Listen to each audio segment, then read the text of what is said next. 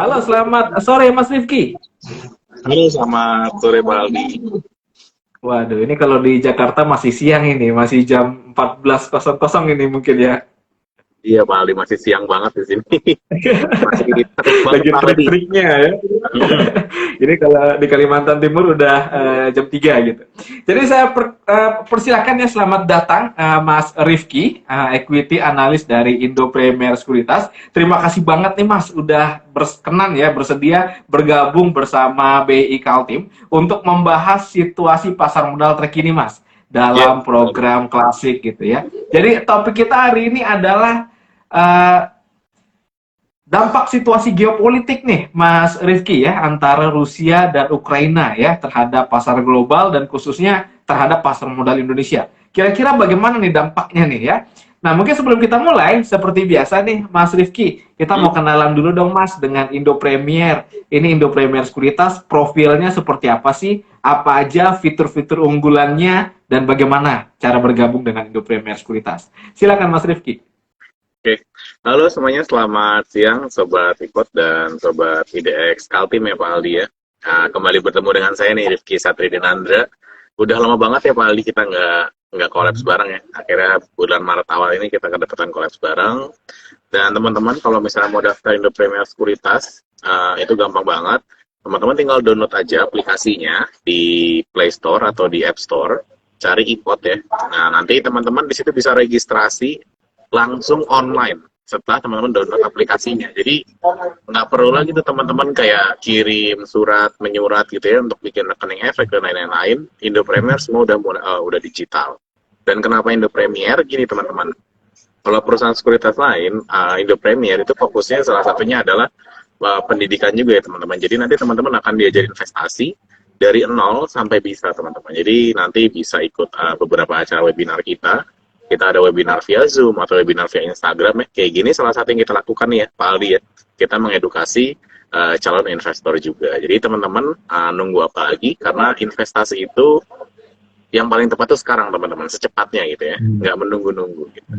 Silakan Pak Aldi. Baik. Baik ya, dan kebetulan Indo Premier sendiri sudah ada kantor perwakilannya di Kalimantan Timur ya, di Balikpapan lebih tepatnya, di Jalan Jenderal Sudirman. Nanti Bapak dan Ibu bisa nih kalau mau main-main gitu ya. Tapi kalau misalnya nggak punya waktu, ini bisa melakukan pembukaan rekening via online gitu, dan banyak banget fitur-fitur yang ditawarkan. Mungkin bisa dieksplorasi sedikit nih, Mas Rifki, apa aja sih fitur unggulannya nih yang sangat bermanfaat untuk investor?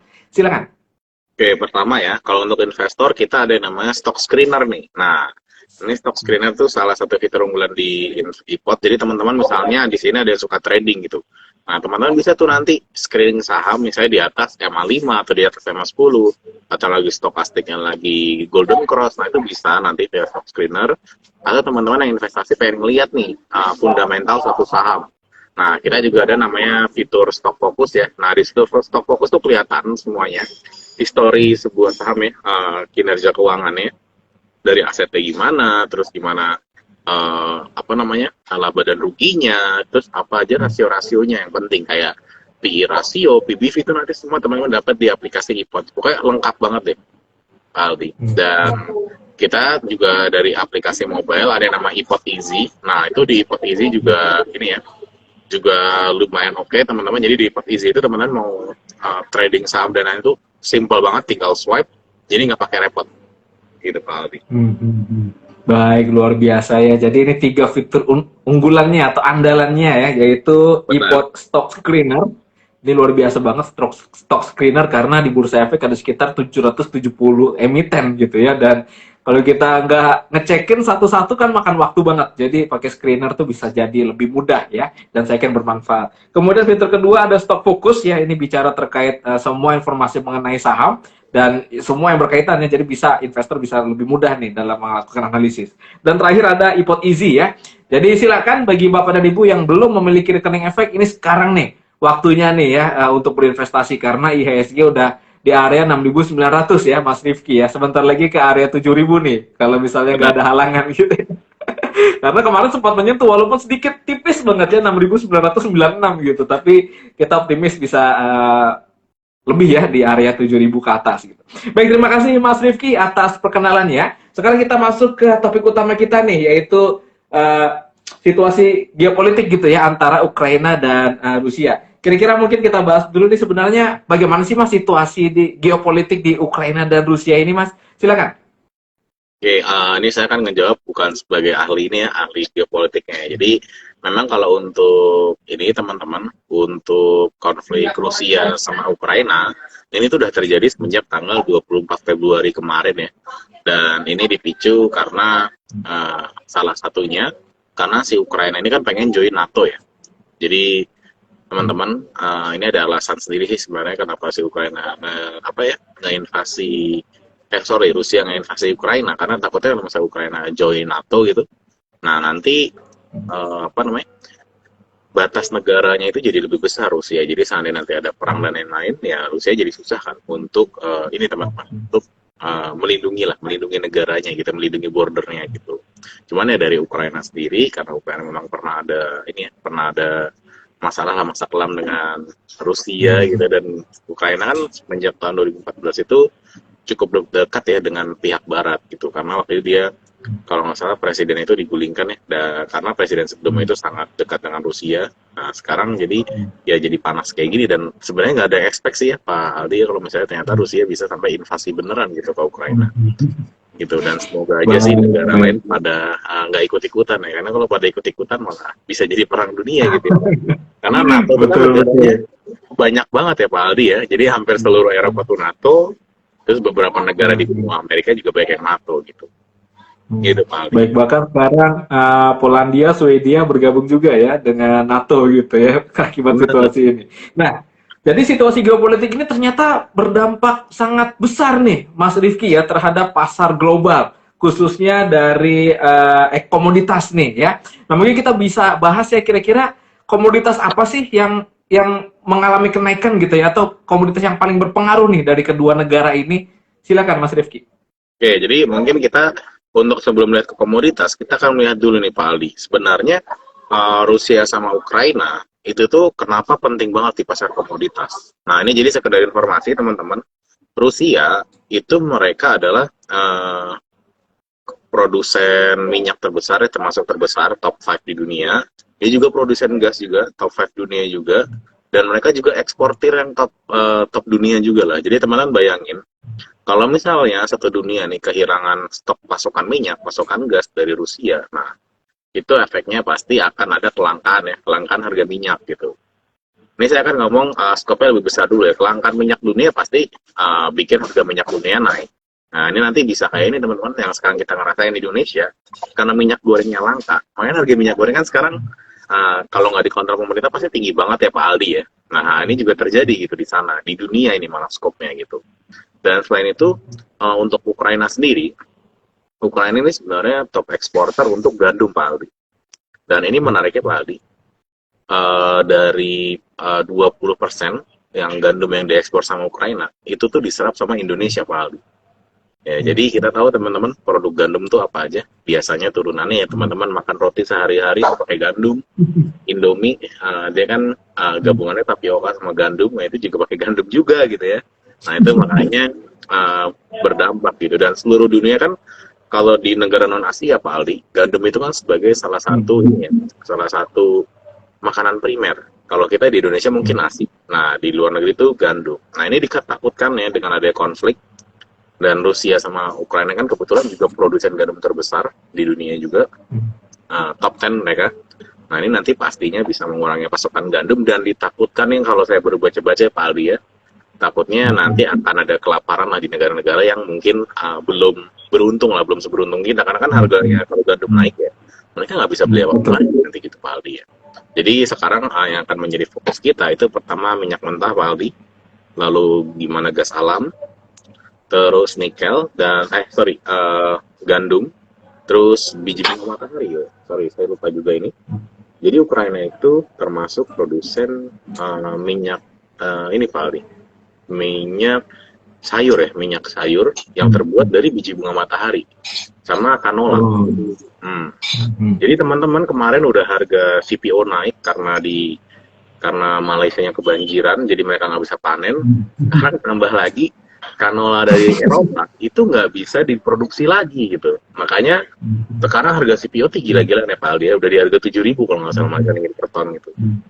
Nah jadi walaupun yang panas itu di sana di Rusia dan Ukraina, tapi kita pasti akan terkena dampaknya, dan sekarang itu udah terjadi di masyarakat ya Pak Aldi ya. Gitu. Dan satu hal lagi mungkin yang terakhir adalah logam ya. Itu Rusia itu termasuk top produsen nikel dunia. Nah kemarin teman-teman pasti ngelihat ya harga nikel itu digebor-geborin nih. Kemarin sempat ke 100.000 ya di LME sendiri, dan sampai di trading stop loh Pak Aldi.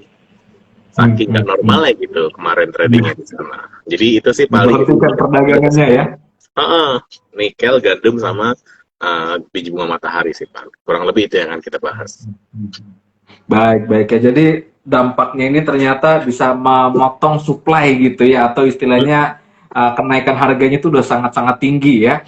Nah selanjutnya nih mungkin kita bisa eksplorasi lebih dalam nih Mas Rifki ya, terkait dari masing-masing komoditas yang terdampak ini ya. Jadi mungkin kita bisa mulai dari oil and gas gitu ya. Seperti diketahui kan kita juga salah satu eksportir ya. Ini seperti dua arah nih ya, harga kenaikannya itu ternyata memberatkan ini beban negara ya, tapi di sisi lain kita jadi mendapat masukan besar juga nih ya.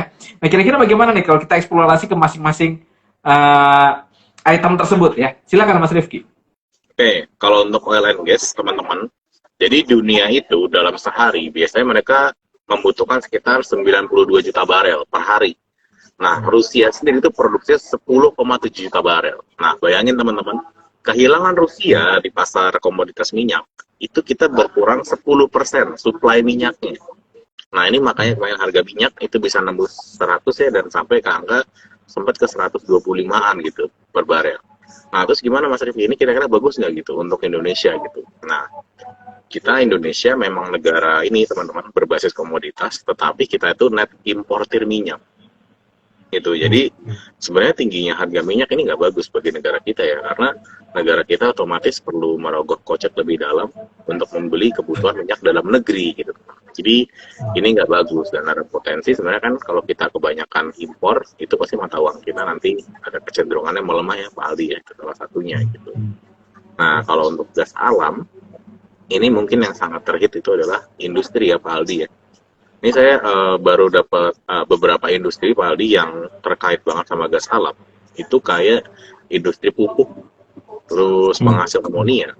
Jadi teman-teman, pupuk itu dia butuh amonia. Nah amonia ini di salah satu bahan utamanya untuk dibuat itu butuh gas gitu.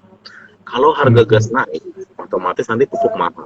Pupuk mahal nanti harga bahan makanan juga bisa jadi mahal. Nah itulah yang jadi concern ya kalau untuk si gas alam. Tapi kalau misalnya untuk di Eropa sendiri, kenapa gas alam ini sangat penting, sangat risikonya sangat tinggi lah kalau yang kehilangan gas alam. Karena gini Pak, Eropa itu sekarang ada ketergantungan banget sama gas alam dari Rusia Pak. Jadi sekitar 45% itu kebutuhan gas alam mereka itu diimpor dari Rusia. Dan teman-teman di sana tuh pakai gas alam untuk apa? Yang pertama, gas alam itu dipakai untuk PLN di sana ya. Jadi mereka tuh kalau kita mungkin masih banyak batu bara pakai diesel, nah mereka tuh kebanyakan gas alam. Kenapa? Karena dulu kan gas alam itu kan green energy ya dibilangnya ya. Tapi ternyata sekarang juga gas alam dibilang nggak green juga ternyata gitu. Walaupun dulu green energy, cuma ada kepalang lah gitu. Terus gas alam juga dipakai untuk di sana sebagai penghangat ya, salah satu ya Pak Aldi. Jadi kayak di sana musim dingin ya gas alam dipakai untuk menghangatkan mereka, dan gas alam juga di sana dipakai untuk ini juga Pak Aldi, masak. Nah, itu salah satunya. Jadi di Indonesia teman-teman ini teman-teman mungkin yang belanja LPG ya, itu LPG sebenarnya udah naik juga loh harganya kalau nggak salah ya. Jadi LPG pun di Indonesia juga terkena dampaknya nih karena kenaikan harga gas alam sendiri itu Pak Aldi. Nah terus kenapa Mas Uki kita harus takut sama kenaikan harga minyak sama gas alam? Gini, kenaikan harga minyak sama gas alam ya itu tadi karena kita net importir minyak, dan kenaikan harga minyak gas alam ini sebenarnya membuat harga batu bara juga naik signifikan Pak Aldi. Kenapa? Karena di sana harga gas alamnya sendiri tinggi, jadi perusahaan PLN di sana itu nyari substitusi. Saya butuh butuh sumber energi yang lebih murah nih pada gas alam. Saya harus beli apa? Mereka beli batu bara. Nah, gitu Pak Aldi. Jadi kenaikan harga gas alam sama minyak itu secara langsung naikin harga, secara tidak langsung naikin harga batu bara sebagai barang substitusinya, gitu Pak Aldi. Nah, sebenarnya kalau kenaikan harga batu bara itu akan menjadi hal yang bagus ya Pak Aldi untuk kita, karena kita tuh net eksportir batu bara gitu Pak Aldi. Jadi memang ada positif ada negatifnya juga. Nanti mungkin akan kita bahas kira-kira gimana dampaknya bagi negara yang ini ya Pak Aldi, berbasis komoditas kayak kita dan enggak gitu nanti mungkin. Baik, luar biasa ya. Jadi kalau spesifik di komoditas minyak dan gas itu justru dampaknya kontraproduktif gitu, karena kita masih banyak subsidi ya. Jadi pengeluaran pemerintah itu dalam subsidi jumlahnya masih sangat besar. Artinya selisih kenaikan harga komoditas sama yang harga pasaran itu ditanggung oleh negara gitu ya. Benar Pak Aldi. Jadi itu otomatis akan mengurangi pendapatan negara dan beban APBN akan meningkat gitu. Tapi di sisi lain, kalau minyak dan gas mengalami kenaikan ya, justru ada alternatifnya ya. Negara-negara tersebut mencari alternatif yaitu batu bara, dan Indonesia merupakan salah satu negara penghasil batu bara nih, next eksportir nih. Nah, mungkin kita bisa eksplorasi berikutnya nih ke sektor atau komoditas batu bara. Silakan Mas Rifki.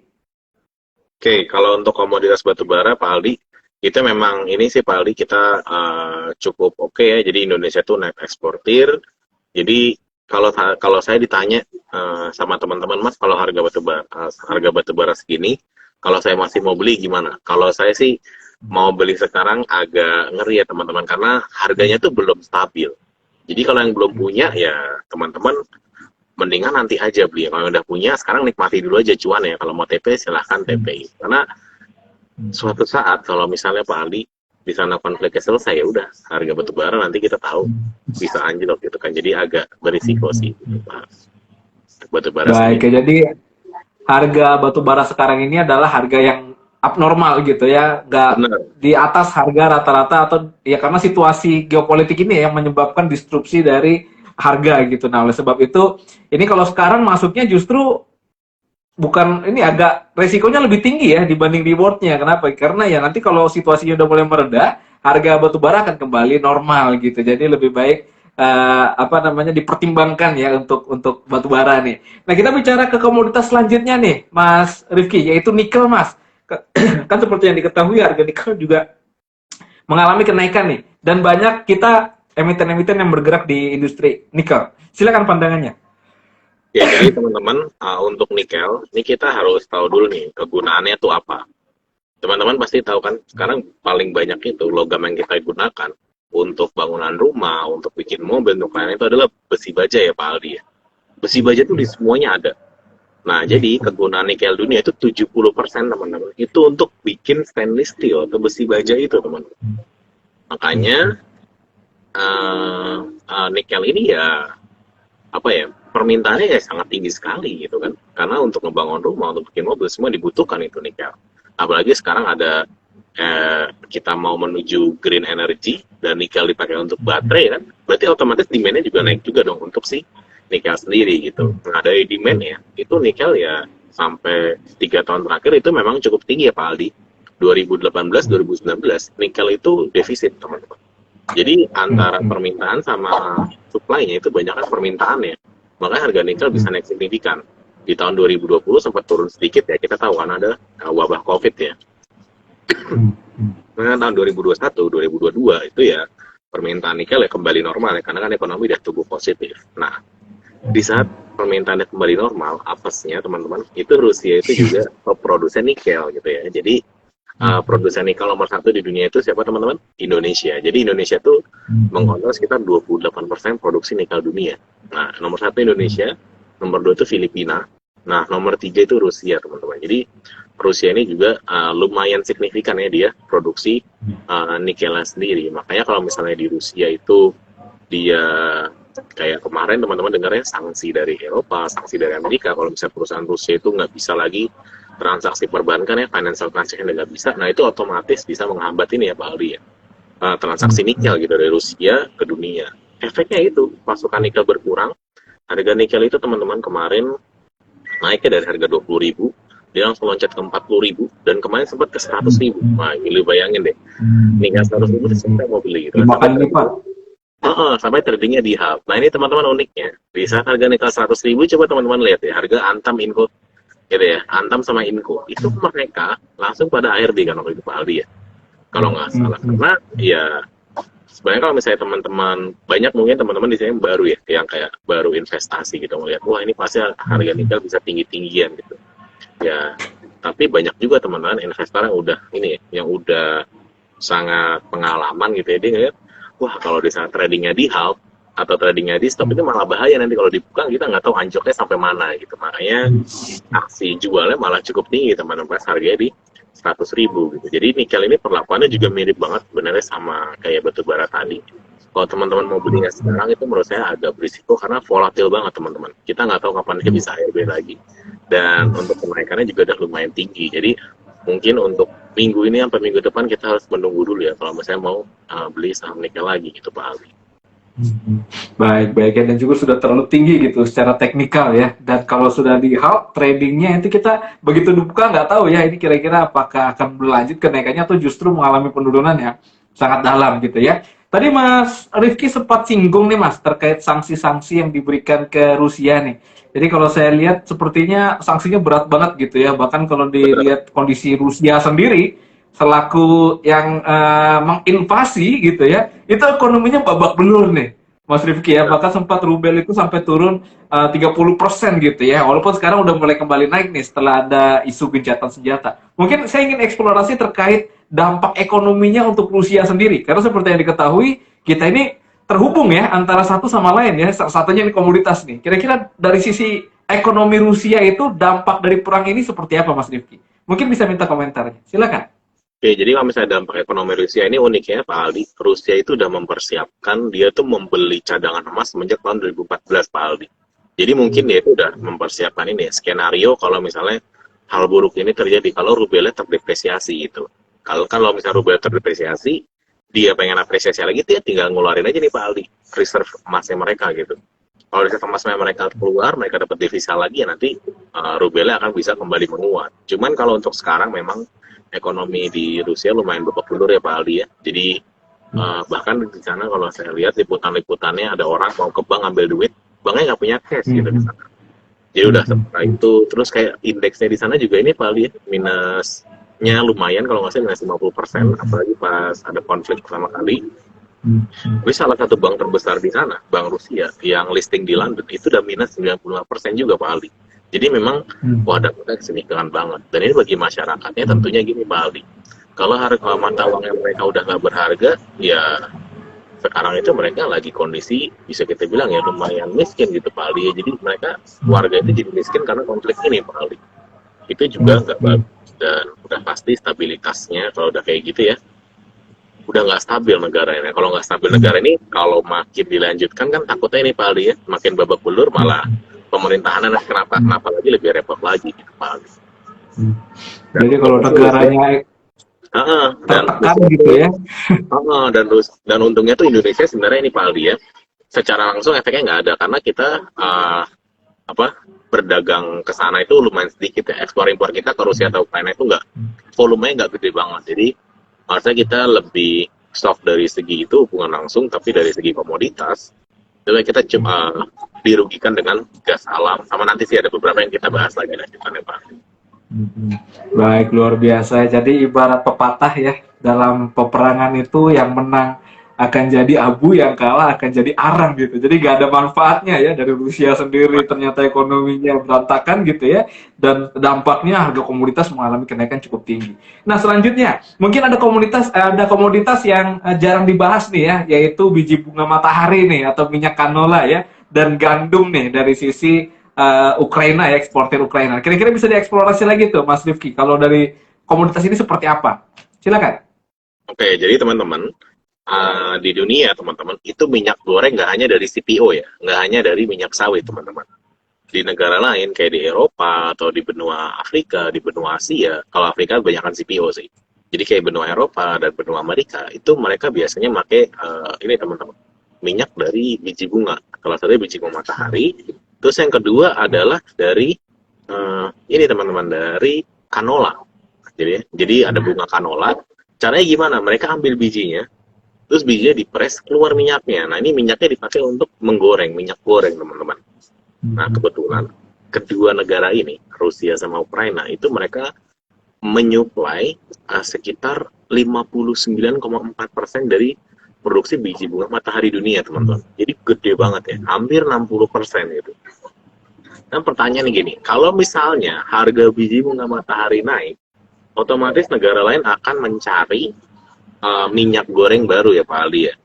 Nah, apa sih sekarang solusinya, pilihannya? Yaitu nomor satu, minyak goreng dari kelapa sawit ya, dari CPO.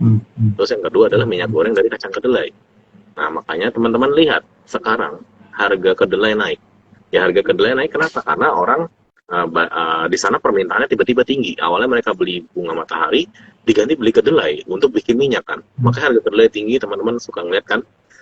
Kemarin ada harga tempe sampai langka di Jakarta, tempe tahu tuh sampai nggak ada waktu itu sehari pagi, saking tingginya. Dan itu pun efeknya juga banyak Pak. Di kedelai ini kebanyakan dipakai juga untuk pakan ternak. Makanya sekarang harga harga ayam, harga daging itu semua naik lumayan signifikan ya Pak. Jadi itu efeknya kalau untuk yang biji bunga matahari. Dan kalau untuk CPO tentunya gini, karena udah nggak ada nih biji canola, biji bunga matahari, mereka akhirnya beli CPO juga Pak Aldi. Cuman kan CPO juga sekarang lagi terhambat ya Pak Aldi suplainya. Jadi di Malaysia itu kan kemarin gara-gara katanya El Nino-nya parah ya di Malaysia, curah hujannya parah.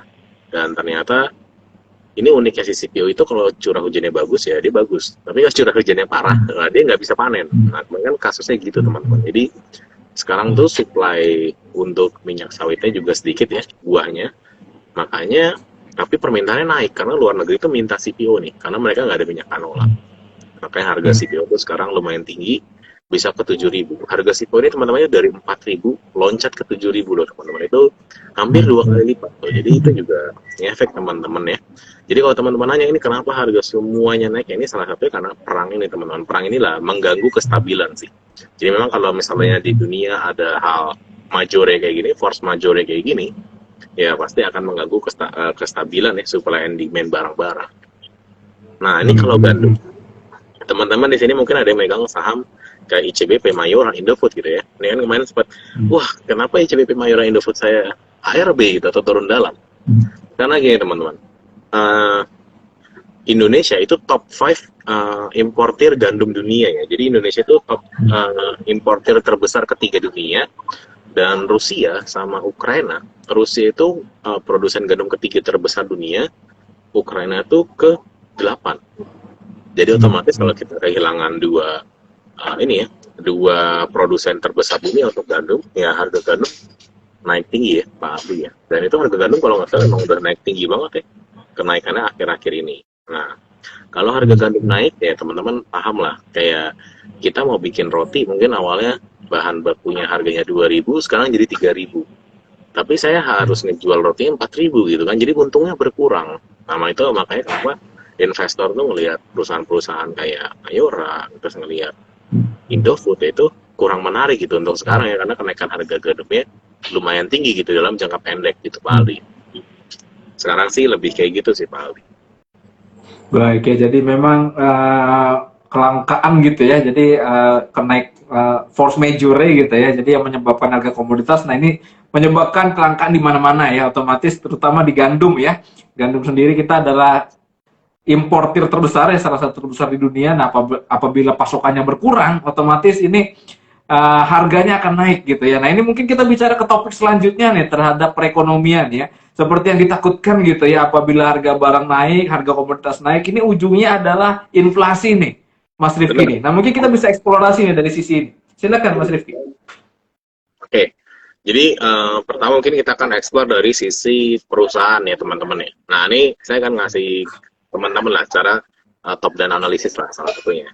Nah, di saat harga komoditas tinggi kayak gini teman-teman, itu akan alangkah lebih baik kalau teman-teman meminimalisir investasi di perusahaan yang pengguna komoditas gitu. Karena kenapa teman-teman? Ya karena perusahaan yang pengguna komoditas itu pasti dia akan mengalami namanya lonjakan biaya produksi ya Pak Aldi ya. Nah, lonjakan biaya produksi, tapi dia biasanya nggak bisa naikin harganya sekarang. Kenapa? Karena kalau dia naikin harganya sekarang, ya nanti barangnya kalah sama kompetitor ya Pak Aldi ya. Efeknya apa?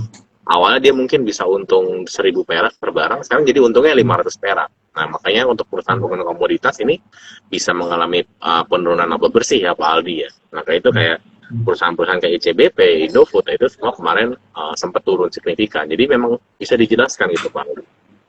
Terus kalau untuk perusahaan produsen komoditas, nah ini kalau saya ditanya sama teman-teman, Mas tadi kan katanya kalau batu bara ngeri, nikel ngeri. Kalau CPO saya masih lumayan cukup positif nih Pak Aldi ya. Masih cukup optimis dibandingkan yang lain karena CPO tuh sebenarnya kemarin di harga 4.000 aja, itu dia masih lagging Pak Aldi, jadi masih lambat gitu. Nah untuk di harga 7.000 harusnya dia apresiasinya masih lebih tinggi lagi. Jadi CPO tuh menurut saya masih menarik. Dan perusahaan-perusahaan komoditas kayak CPO, batu bara, terus logam-logam itu harusnya sekarang mengalami untung ya. Karena kenapa? Karena kan mereka jual komoditasnya jadi lebih mahal. Tapi kan mereka ngegaji orang atau biaya produksi kan nggak nambah ya Pak Aldi ya. Nah itu makanya efeknya ya labanya mereka akan lebih tinggi gitu di tahun ini gitu perusahaan komoditas. Nah sedangkan gimana bagi masyarakat? Indonesia itu untungnya adalah masyarakat negara yang berbasis komoditas Pak Aldi.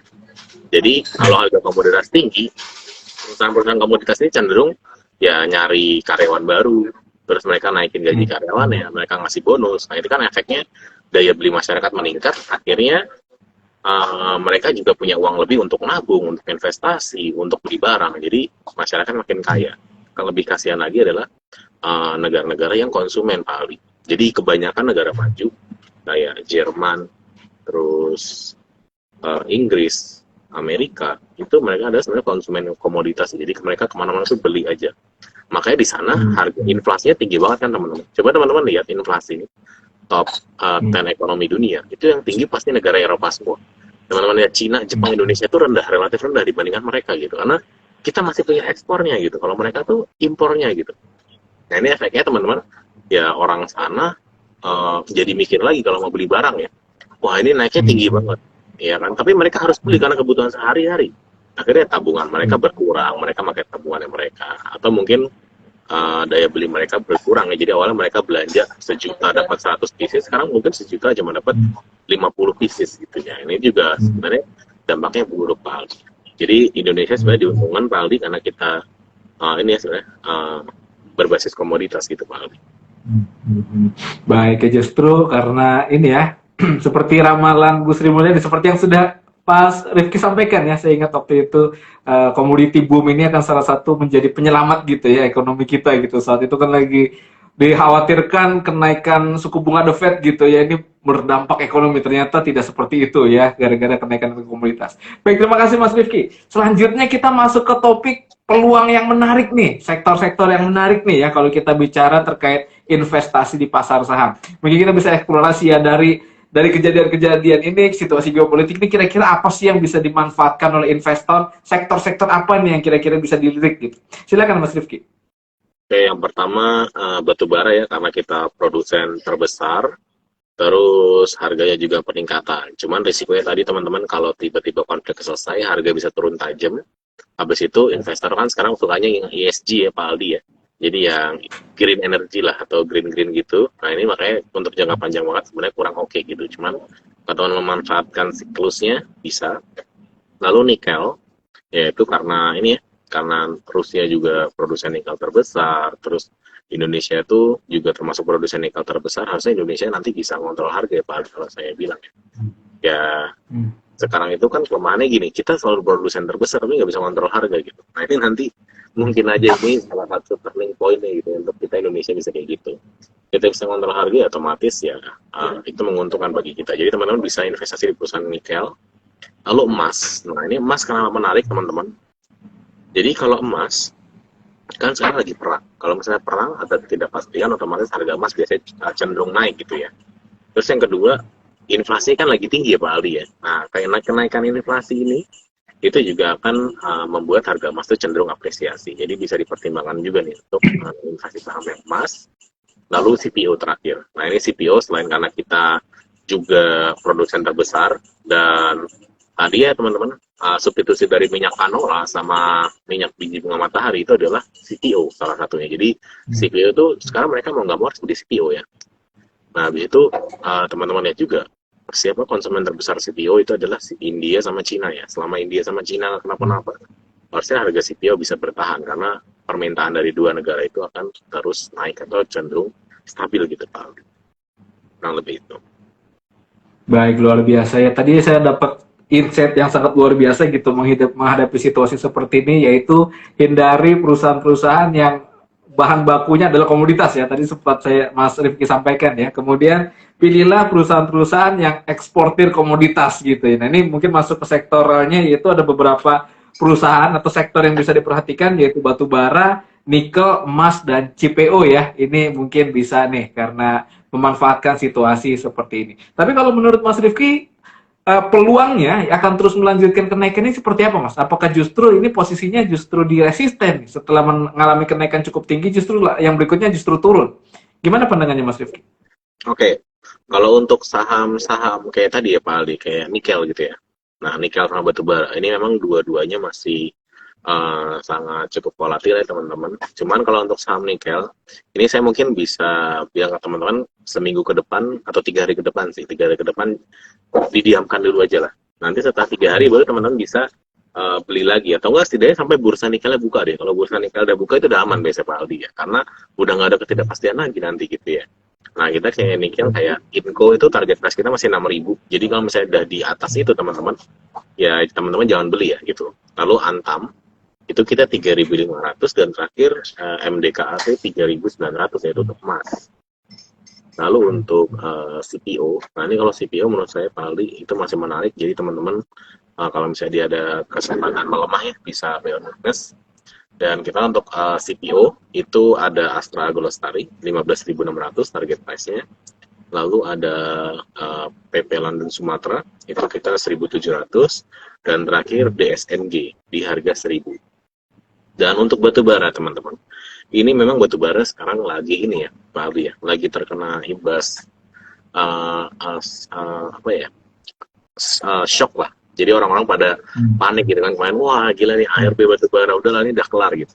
Ini malah teman-teman bisa manfaatkan untuk cicil saham batu bara. Kenapa?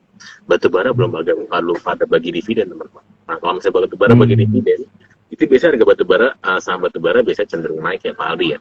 Jadi untuk saham batu bara ini juga mirip sama nikel tadi, teman-teman bisa manfaatkan untuk cicil beli kalau misalnya nanti dia sempat turun ya. Jadi kayak ITMG, target price kita 26.000, lalu ada Adaro di 2.500, ada United Tractor di 33.900, dan PTBA di harga 3.870. Jadi beda-beda kan Pak Aldi ya momentumnya gitu. Jadi kalau untuk nikel kita tunggu sampai marketnya buka. Kalau untuk CPO teman-teman bisa cicil dari sekarang. Lalu untuk batu bara teman-teman bisa cicil dari sekarang untuk persiapan dividen nanti gitu. Jadi setiap sektor ada momennya sendiri teman-teman.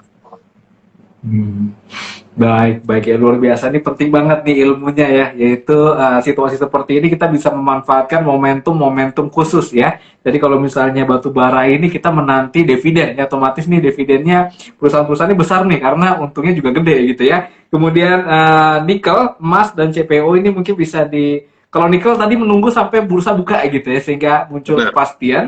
Dan kalau CPO ini bisa dicicil dari sekarang gitu ya. Baik, luar biasa ya. Jadi sebuah insight yang sangat bermanfaat ini untuk Bapak dan Ibu.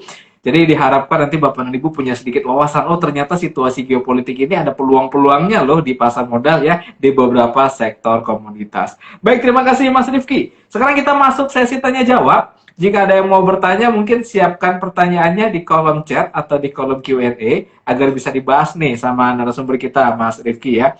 Pasti Bapak dan Ibu ada pertanyaan-pertanyaan, silakan. Nah, ini ada yang pertanyaan terkait Elnusa nih, salah satu perusahaan yang bergerak di industri migas juga ya. Kalau Elnusa atau Elsa ini kira-kira peluangnya seperti apa sih? Ini pertanyaan dari Mr. Tekmo Sukses ya. Silakan Mas Rifki. Oke, jadi kalau untuk Elnusa, teman-teman, ini kan dia salah satu bisnisnya, dia itu kan lebih ke distributor migas. Habis itu dia juga ini apa dia eksplorasi gitu. Mungkin kalau untuk Elnusa, Indonesia itu ini teman-teman ya, perlu diingat lagi kita tuh net importer gitu. Jadi kita nggak ada untungnya sebenarnya dari kenaikan harga si minyak sendiri gitu. Cuman kalau perangnya dalam jangka pendek ya menurut saya efeknya nggak panjang gitu kayak Musa. Cuman kalau perangnya jangka panjang kan berarti nanti otomatis ini ya Pak Ali ya, minyak dari Rusia itu kan makin nggak masuk gitu ke dunia. Otomatis dunia itu butuh nyari uh, tambang minyak baru gitu Pak Aldi ya. Nah otomatis kalau kita mau nyari tambang minyak baru, kita perlu tuh jasanya Medco, jasanya Elsa untuk eksplorasi gitu, atau eksplorasi itu bikin tambang baru. Jadi kalau jangka pendek sebenarnya efeknya nggak signifikan banget untuk Medco sama Elsa. Cuman ini kenapa mereka berdua bisa naik signifikan? Karena ini teman-teman, investor itu kalau misalnya harga minyak naik, mereka malah cenderung, wah ya udahlah saya beli Medco sama Elsa. Padahal mereka nggak berdampak langsung gitu ya untuk Medco sama Elsa sendiri. Kalau jangka panjang, baru dia berdampak karena mungkin akan ada eksplorasi-eksplorasi baru. Itu Pak Aldi. Kalau untuk si Baik ya, jadi kadang-kadang emosional gitu ya, begitu naik nih harga komoditas langsung aja dibeli gitu ya. Jadi kalau situasinya perang jangka pendek mungkin tidak ya, tapi kalau jangka panjang baru bisa dimanfaatkan gitu. Baik, terima kasih pertanyaannya Mr. Tekmo Sukses. Ini ada pertanyaan masuk dari kolom chat nih Mas Rifki. Pertanyaan dari Ardi Wahyuni. Mas, adanya 415 juta liter minyak goreng yang diekspor atau dijual ke luar negeri, kira-kira dampaknya bagaimana? Ya seperti yang diketahui Mas, ini kan harga CPO di luar negeri itu udah naik tinggi ya, tapi kalau di Indonesia kan harus dibatasi nih demi masyarakat umum nih. Nah, kira-kira ini dampaknya seperti apa sih? Silakan Mas Rifki. Oke, kalau masalah kayak gini Pak Aldi ini tentunya nggak bagus ya Pak Aldi. Dampaknya kenapa ya? Otomatis di Indonesia ya akan terus kekurangan minyak goreng ini ya. Dan katanya saya 415 juta liter ini itu bisa untuk stok kita dalam waktu 1,5 bulan Pak Aldi. Nah ini dampak buruknya mungkin nggak akan langsung efek ke masyarakat ya, cuman itu Pak Aldi, kita akan susah aja sih nyari minyaknya, nyari ininya gitu Pak Aldi ya. Jadi kalau untuk dampak ke marketnya saya belum melihat shock secara langsungnya, belum melihat sih Pak Aldi. Lebih ke masyarakatnya aja.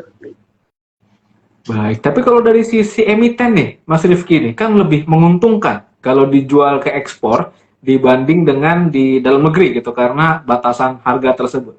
Kira-kira dari sisi emiten ini bagus nggak sih ini Mas? Silakan Mas Rifki. Ini saya emang lagi nyari juga nih sebenarnya kemarin tuh emitennya apa gitu yang nge-ekspor gitu. Mereka akan diuntungkan, cuman ya kalau udah kayak gini kan berarti dia melangkahi kebijakan pemerintah ya, takutnya nanti malah dia dapat ngomongnya apa ya, azab ya, apa sih, lebih banyak lah nanti hukumannya malah lebih banyak gitu kan dari pemerintah gitu kan, takutnya lebih kayak gitu. Jadi kalau ntar ada ketahuan emitennya, menurut saya nanti dia malah bisa terkena ini apa dia masalah reputasi gitu ya. Nah ini sebenarnya bahaya juga untuk emitennya sendiri gitu Pak Aldo. Baik, baik. Jadi karena sebenarnya mata uang ya dalam perdagangan bisnis itu adalah integritas dan kepercayaan gitu. Walaupun Betul, secara finansial mendapatkan keuntungan, tapi kalau citra perusahaan jadi buruk, itu dalam jangka panjang justru merugikan perusahaan itu sendiri ya. Baik, baik. Terima kasih Mas Rifki. Selanjutnya nih Mas, pertanyaan dari saya nih. Kira-kira mungkin jadi pertanyaan pamungkas ya untuk pertemuan kita pada sore hari ini. Kira-kira seberapa siap nih Mas pemerintah kita ya menghadapi gejolak kenaikan harga komoditas ini ya, harga inflasi dan sebagainya. Silakan Mas Rifki. Kayaknya ini pemerintah udah mulai ini ya Pak Ali, udah mulai bergerak lah mereka. Jadi mereka lagi mikir kayaknya gimana biar dampak barang-barang yang impor ini nggak terlalu memberatkan negara gitu. Jadi kayak pemerintah kita juga udah siap untuk naikin beberapa pajak yang barang-barang ekspor ya Pak Ali. Dan itu sebenarnya positif juga karena kalau dia naikin pajak ekspor, otomatis pendapatan pemerintah kan nanti meningkat ya Pak Aldi. Nah, pendapatan yang meningkat ini bisa mengimbangi pengeluaran mereka untuk subsidi Pak Aldi. Jadi sebenarnya kalau di Indonesia secara garis besar kita lebih diuntungkan ya Pak Aldi ya. Jadi kayak komoditi super cycle tahun 2010 lalu aja, Indonesia itu malah menguntungkan banget Pak Aldi ya.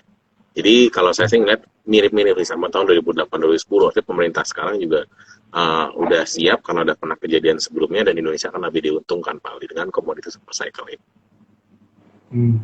Baik, luar biasa ya. Terima kasih Mas Rifki ya atas penjelasannya. Ini diskusi kita menarik banget gitu ya. Ternyata di setiap kejadian gitu ya ada aja sisi positifnya ya, apalagi peluang-peluangnya nih dari sektor komoditas ya. Nah, terima kasih banyak Mas Rifki. Saya rasa kita tak terasa sudah berada di penghujung acara gitu ya. Kita ucapkan terima kasih banyak kepada Mas Rifki karena sudah berkenan hadir ya untuk mengisi berkolaborasi bersama kami investor di Kalimantan Timur bersama BI Kalimantan Timur. Semoga bermanfaat ya untuk kita semua. Sebelum kita tutup, apakah ada closing statement Mas Rifki yang ingin disampaikan? Oke, closing statement saya teman-teman. Ini mungkin saya info sedikit ke teman-teman ya. Ini kalau misalnya pendapat saya teman-teman, hari ini sebenarnya market merah itu bukan karena sentimen buruk yang parah ya. Hari ini saya market merah karena salah satu market cap terbesar kita, Bang BRI, itu lagi ex-date teman-teman. Jadi teman-teman ini mumpung lagi ada momen untuk belanja ya. Jadi teman-teman kalau misalnya ini udah kedapetan nih saham-saham yang udah di watchlist sama teman-teman, oh harga segini saya beli, udah teman-teman beli aja. Karena sekarang ini lebih kayak itu ya Pak Aldi ya. Adanya ex-date emiten yang besar ya otomatis ya semarket kena. Ini BRI minus 4% ya wajar gitu ya. Marketnya minusnya cuma segini, ini kecil loh teman-teman ya. Jadi harusnya sih teman-teman nggak usah takut ya dengan koreksi hari ini gitu Pak Aldi. Tips saya itu aja sih. Baik, dan transaksi kita cuma 9 triliun ya hari ini ya. Jadi kemarin itu kan sempat menyentuh 24 triliun gitu. Jadi penurunannya ya penurunan yang wajar, justru kesempatan gitu ya Mas Rifki ya. Baik, luar biasa. Terima kasih banyak Mas Rifki atas ilmunya ya.